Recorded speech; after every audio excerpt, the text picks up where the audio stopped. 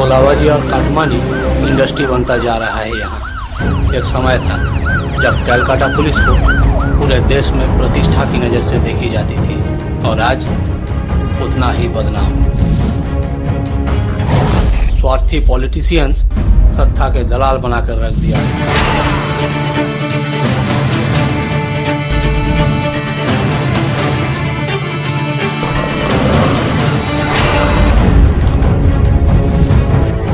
आदम, अरे गीदड़ की तरह छुप कर का बैठल बाड़े। देख तोर इलाका में दीप पागल दीप।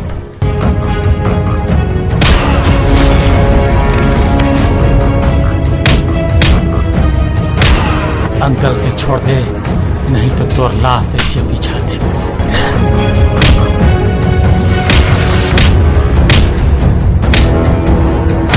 देखी रूपवा तोहार जिया भइल बेकरार, देखी रूपवा तोहार जिया भइल बेकरार। आवा बहिया में आवा एक बार, आजा बन जा तू सजनी हमार, आजा बन जा तू सजनी हमार। बाकी जवाब तो रहुआ देवे के पड़ी। सवाल चाहे जितना भी रहुआ चुप। दरोगा अपन औकात में रह तू, अपन औकात मत भूला। और तारा कानून के ताकत के अंदाजा नहीं। मुसलमानों को गैर इस्लाम में शादी की इजाजत नहीं होती है। तू क्या चाहती है? अरे तेरी डोली उठने से पहले मेरा जनाजा निकल जाए। तेरी पसंद हमें पसंद नहीं। धर्म व्यक्तिगत मामला है। मैंने तुमसे कभी नहीं कहा कि तुम हिंदू धर्म अपना लो। मैं अपने धर्म का आदर करता हूँ और तुम्हारे धर्म का सम्मान।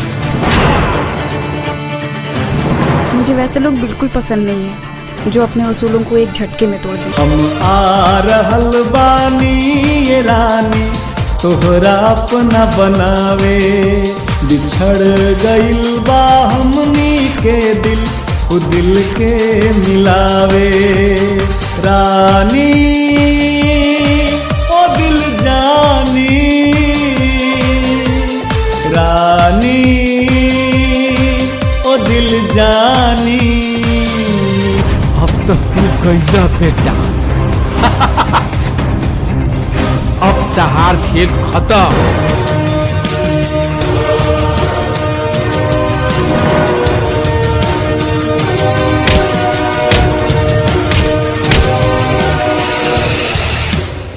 खेल तो अभी शुरू भइला छोटे खान। सुभान अल्लाह।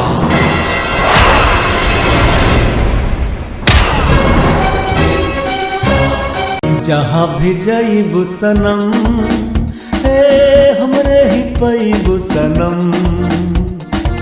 साथ ना छोड़ब हम, खाके कहतानी कसम। बचाओ बचाओ बचाओ बचाओ।